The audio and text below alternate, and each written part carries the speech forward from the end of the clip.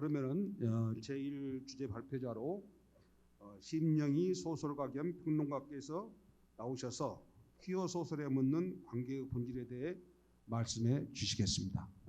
박수로 경청해 주시기 바랍니다. 예, 반갑습니다. 심영희라고 합니다. 그 뜻깊은 행사에 참여하게 돼서 기쁘고 또 고맙습니다. 제 글은 전반적으로 관계의 본질에 관한 그런 질문들로 채워져 있는 글입니다. 발표문을 제가 그 시간을 절약하기 위해서 요약을 해봤으니까 선생님들의 이제 나중에 차분하게 그 제 발표문을 읽으시면 될 거고, 지금 이제 요약해서 간략하게 말씀을 드리도록 하겠습니다. 최근 젊은 여성 작가들의 작품을 읽어보면 이성애적 사랑이 부재하거나 불가능한 것으로 재현되는 대신에 레즈비언 서사에서 시도되는 여성 간의 낭만적 사랑 이야기는 어쩌면 남자와의 사랑을 공포로 받아들이는 이 시대의 불가피한 징후가 아닐까, 그런 생각을 저는 종종 합니다. 실제 이별을 통보할 때 죽음을 각오하지 않으면 안 되는 그런 그 상황이 현실이기도 하기 때문이죠. 한편 2000년대에 들어서 알겠습니다. 2000년대에 들어서 더 가시화하기 시작한 경제적 유익의 영향으로 가부장의 몰락과 가족 질서의 붕괴 현상은 남성 작가들의 서사에서 일반적인 현상이 되고 있거든요. 경제적 위기 의식과 불안정한 가족 질서 내에서 반복되는 아버지 폭력과 무기력한 이런 모습들이 남성 퀴어 서사에서 동일한 모습으로 반복 재현되고 있는 것을 알 수 있고요. 저는 이 글에서 여성 동성애자를 재현하고 있는 여성 작가들의 소설들과 남성 동성애자를 재현하고 있는 남성 작가들의 소설을 비교해서 분석하고 있는데요. 이 책자를 받아보니까 모두 이제 장이 4장으로 이루어져 있는데 그 장의 표기가 조금 어떻게 혼란스럽게 되어 있습니다. 숫자로 되어 있기도 하고, 4장은 로마자로 되어 있기도 하고 뭐 숫자 1로 하든가 로마자로 표기하고 그래야 되는데 이걸 좀 미쓰고요. 초고를 보낸 뒤에 제가 좀 더 검토를 하고 완성을 해서 이제 학술지에 게재가 최근에 되긴 했습니다. 그래서 조금 이제 그 게재된 논문은 조금 더 좀 보완이 됐을 텐데, 어쨌든 기본적인 내용은 이 발표문에도 담겨 있으니까 선생님들께서 나중에 읽어보시면 될 것 같고요. 그래서 제가 이제 이 글에서 분석하고 있는 텍스트는 김혜진 장편 소설 딸에 대하여, 윤희영 장편 소설 설랑, 박민정 소설집 아내들의 학교에 수록된 표제적인 단편 아내들의 학교가 있고요. 여성 작가들의 퀴어 서사 중에서는 그렇습니다. 문제는 이제 하여튼 동성애는 자연스럽지 못하다는 이유로 오랫동안 배척되어 온 게 사실이죠. 그래서 동성애 담론과 관련해서 우리에게 무엇보다도 요구되는 것은 뭐냐면 순수하지 않은 것, 그러니까 무엇이 순수한 것인가라고 하는 그 규정 자체가 사실은 오랜 가부장적 그 남성 중심의 서사에서의 하나의 그 규범이거든요. 사실은 페미니즘의 입장에서 볼 때는. 그래서 결국 우리는 순수하지 않은 것과 그다음에 표준이라고 하지, 그러니까 표준을 벗어난 그런 어떤 순수하지 않은 것과 다른 것을 옹호하는 일이 매우 중요하다는 생각을 하긴 합니다. 그래서 이 글은 결국은 이성의 중심의 규범적 성에 대한 저항과 해체를 도모하려는 이런 그 퀴어 문학이 하나의 그 시대적 그런 조류와 밀접하게 연결되어서 문학과 운동의 정치성을 잘 구현하고 있는가를 제기하고 있는 그런 글이고요. 남는 문제 하나는 문학은 이성의 작용인가 아니면 감성의 표출인가 하는 것이 제 스스로에게도 또 질문해보는 그런 과제입니다. 왜냐하면 퀴어에 대해서 이론적으로는, 즉 이성적으로는 존중해야 마땅한 하나의 운동으로 저 자신 규정을 하고 있으면서도 스스로 그러면 스스로 저 역시 또 충분하게 그것이 또 자연스러운 것인가 하는 그런 어떤 여지는 또 남아있는 게 분명하거든요. 다만 우리가 무엇인가를 안다는 것은 긍정적이고 진보적인 방향으로 조금씩 발걸음을 옮길 가능성은 있지 않은가 하는 그런 측면에서 이 글에 일정한 의의는 있지 않겠는가, 이런 생각을 하게 됩니다. 아주 간략하게 요약해서 말씀드렸고요. 우리 발표자 선생님께 5분밖에 시간을 주지 않으셨기 때문에 제 남은 시간을 좀 더 쓰셔서 풍부하게 질문하시고 또 답변하는 과정에서 나머지는 좀 풍부한 내용을 만들도록 그렇게 하겠습니다. 감사합니다. 그 말씀 중에서도 특히 그 요즘 세대에 그 이별을 통보해야 할 때 여성들은 죽음까지도 각오를 하고 이별을 통보한다라는 말이 이 가슴을 매우 울렸습니다. 이것에 대해서 우리 김세연 시인께서 토론을 넉넉히 해주셔도 되겠습니다. 시간이 있으니까. 예. 네, 오늘 토론을 맡은 김세연입니다. 저는 토론문을 읽으면서 진행하도록 하겠습니다.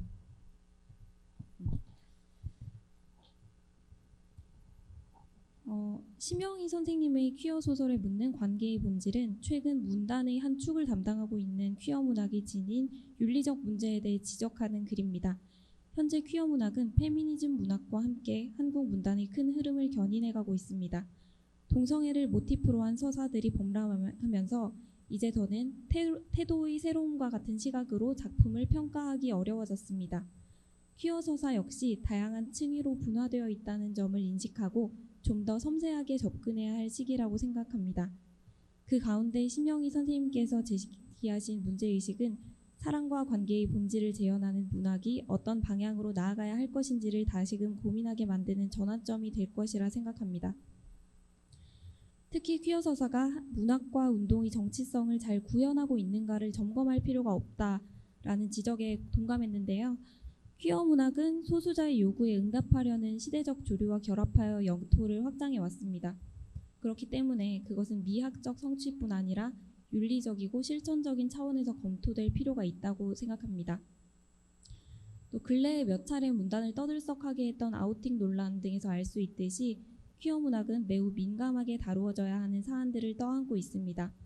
그럼에도 불구하고 그간 소수자성과 당사자성이 그 자체로 윤리적 정당성을 담보하는 것처럼 착각해오지 않았나 하는 반성을 하게 되었습니다. 스스로 문학을 바라보는 관점을 점검해보는 계기가 되었음에 감사드리며 몇 가지 궁금한 점에 대해 질문을 드리고자 합니다. 첫 번째 질문입니다.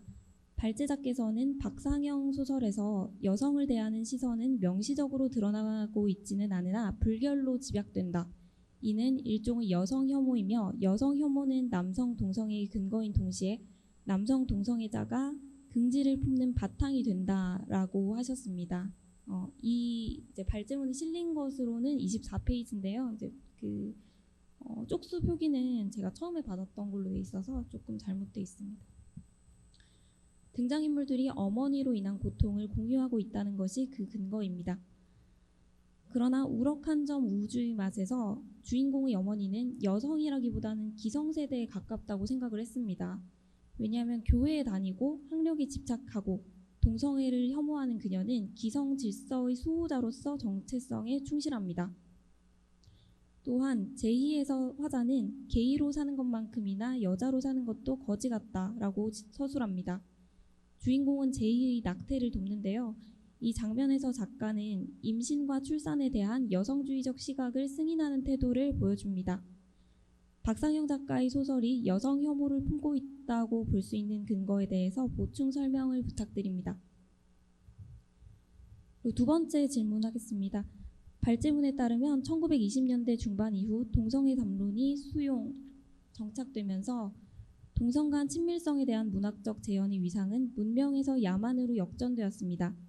그 결과 작가들은 동성애를 재현했다는 오해를 피하기 위해 나아가 작가 자신이 동성애자로 오인되지 않기 위해 동성 간 친밀성에 대한 묘사를 의식적으로 배제했습니다. 이러한 경향은 오늘날의 레즈비언 소설에 잔존하는데 레즈비언 소설에서는 서로의 몸을 탐하는 욕정의 표현이 드뭅니다. 이는 여성 동성애자들에게 가해지는 차별과 혐오의 메커니즘은 여전히 견고하다는 근거가 됩니다. 다시 말하자면 성적 묘사의 배제는 억압의 산물이라는 것입니다. 그런데 한편으로 발제자는 게이 소설에 나타난 섹슈얼리티를 비판하고 레즈비언 소설에 대해서는 남성 작가들이 그것과는 다르게 관계와 사랑의 본질에 대해 이야기한다. 물론 서로의 몸을 탐하는 장면이 없는 것은 아니나 그 탐함의 욕정을 동반하는 것은 아니다. 며 긍정적으로 평가합니다. 이 두 가지 견해가 상호 충돌하는 것이 아닌지 의문이 듭니다. 마지막 질문입니다. 발제문은 게이 소설의 진정성과 상업성에 관한 화두를 던지고 있습니다. 동성 간의 섹슈얼리티를 거침없이 발설하는 것, 공격적이고 폭력적인 성적 담화 끝에 얻게 되는 것은 과연 무엇일까? 즉 유희적이고 소재주의적인 소설이 퀴어에 대한 부정적인 선입견을 부추길 것에 대한 우려입니다. 그런데 실제로 퀴어 소설의 상업적인 성공은 이들이 생태계에 긍정적인 역할을 미친 듯합니다. 작가의 페르소나가 등장하는 퀴어 소설들은 동성애를 낯선 것으로 여기던 비퀴어 대중들의 감각을 전환하는 데 일조한 측면이 있습니다. 그리고 더 많은 퀴어적인 것들이 가능해지는 추세입니다. 상업적 성취가 정치적 실천으로 귀결되는 사례가 아닌가 싶은 생각이 듭니다. 이에 대한 신명희 선생님의 고견을 부탁드립니다. 이상입니다.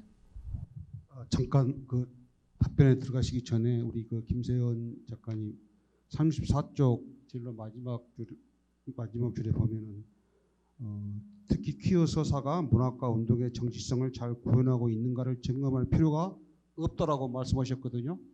근데 이것이 있다가 맞습니까? 없다가 맞습니까? 막 방금 발표하실 때는 없다라고 하셨거든요. 진로 마지막 34쪽.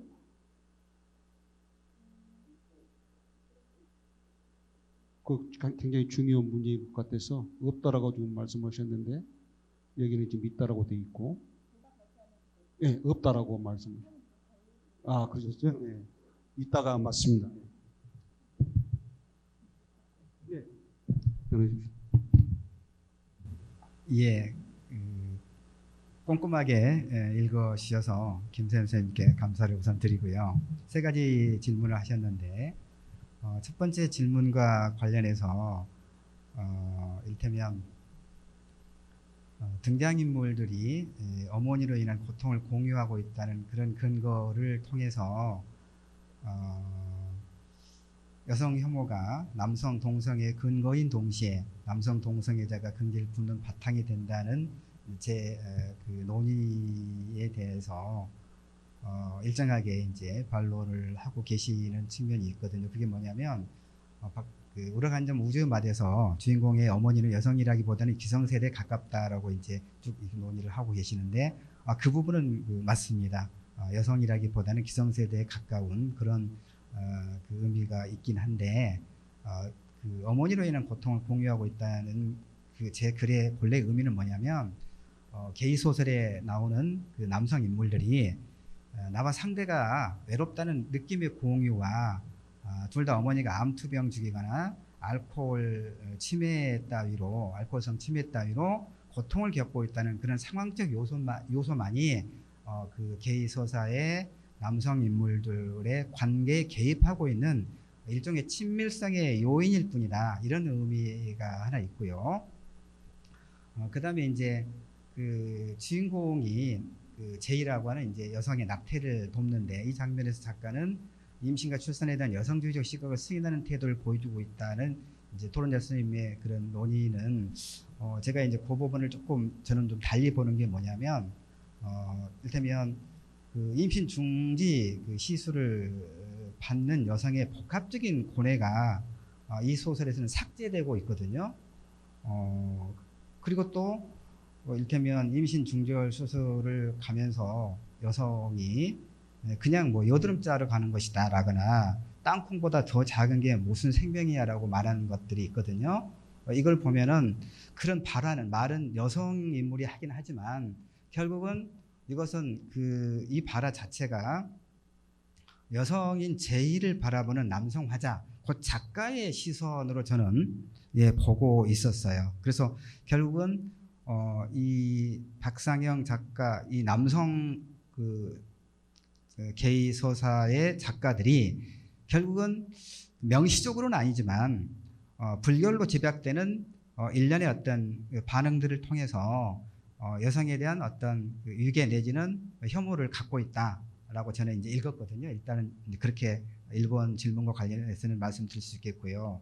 그다음에 이제 두 번째 질문과 관련해서 말씀드리면, 일테면 그 게이 소설은 그 일테면 성적 어떤 욕망을 매우 거칠게 표면적으로 드러내는 측면이 있고, 반면에 레즈비언 소사, 여성 작가의 레즈비언 소사에서는 그런 것보다는 어떤 관계와 사랑의 본질에 대해서 이야기하고 있다라고 비교하면서 그 일정하게는 여성 레즈비언 소사를 좀 더 문학적 어떤 그 가치를 좀 더 부여하고 있지 않은가, 이런 그런 이제 질문이거든요, 결국은. 그러면서 이제 두 가지 견해가相互충돌하는 것이 아닌가 하는 질문에 대해서는 일정하게는 저도 그렇겠다라고 생각을 하긴 합니다. 다만 문제는 그러니까 중세 서구에 있어서도 보면 서구의 어떤 중세 기록을 보면 여전히 동성애에 대한 억압과 배제는 있었지만 남성 동성애자들보다는 여성 동성애자들의 경우에는 일정하게는 좀 관용적인 태도를 취했어요. 그것은 뭐냐면 성적 취향의 다름을 이해하고 존중하는 그런 맥락에서가 아니라 여성 되면 레즈비언에 대해서는 남성들의 관음증적 그런 시선을 만족시켜주는, 일정하게 만족시켜주는 그런 맥락에서 레즈비언에 대해서는 그 게이에 대한 억압과 비교하면 훨씬 더 관용적인 그런 역사가 있거든요, 기록을 보면. 그런데 우리나라의 경우에는, 그러니까 이 여성 작가들의 레즈비언 서사에서는 어떤 성적 욕망의 직접적인 어떤 그 표현을 억제하고 있거든요, 남성에 비해서. 그것은 어떤 맥락이냐고 생각을 해보면, 생각이라기보다는 여러 가지 이제 자료를 보고 공부를 하다 제가 얻은 결론은 뭐냐면, 결국은 여성들이, 그러니까 우리 사회가 여성에게 강요하는 이런 어떤 정절의 강요가 여전히 작동되고 있다고 하는 측면에서 여성들이 자신의 그런 레즈비언 서사를 통해서 성적 욕망의 추구라고 하는 것을 속어 내지는 자기 검열하고 있다라고 하는 생각이 들고요. 그에 반해서 남성 게이 소설들의 경우에는 지나칠 만큼 매우 거칠게 그런 어떤 성적 욕구, 오직 어떤 관계성의 문제는 배제하고 어떤 섹슈얼리티만을, 일회성의 관계에 치중하고 그런 거친 섹슈얼리티만을 추구하는 것이 매우 두드러진 그런 경향을 보이는 것으로 저는 어떤 그 여성 작가들의 퀴어 서사와 남성 작가들의 퀴어 서사에서는 드러나지 않게 그런 권력 관계가 내재되어 있다, 이렇게 이제 보고 있다고 했던 것을 말씀을 드리겠습니다. 세 번째 같은 경우도 조남주의 몇 년생 김지영이었던가요? 앞에가? 예.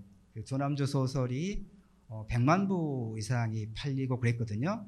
그런데 이제 평단에서는 그 소설이 가지고 있는 어떤 문학적, 미학적 부족의 문제를 이제 많이 제기했지만, 어쨌든 많은 독자가 조남주 소설을 읽었다는 것은 결국 어떤 의미냐와 관련해서, 결국은 소설 속의 여성 인물의 삶이 독자인 나의 삶과 매우 닮은 그런 측면이 있다고 하는 데서 공감대를 잃었다는 것과 마찬가지로 이 퀴어 소사에서 일정한 어떤 취약점이 발견된다고 볼 수 있음에도 불구하고 상업적, 대중적 성공을 통해서 선생님께서 말씀하신 것처럼 일부러가 아니라 이런 그 상업적 성공을 바탕으로 퀴어라고 하는 퀴어에 대해서 일정하게 부정적으로 보고 있는 우리 사회에서 퀴어라고 하는 문학이든 정치성이든 간에 운동이든 간에 그런 것들을 좀 확산하는 그런 계기가 됐던 것은 분명하다고 보고요.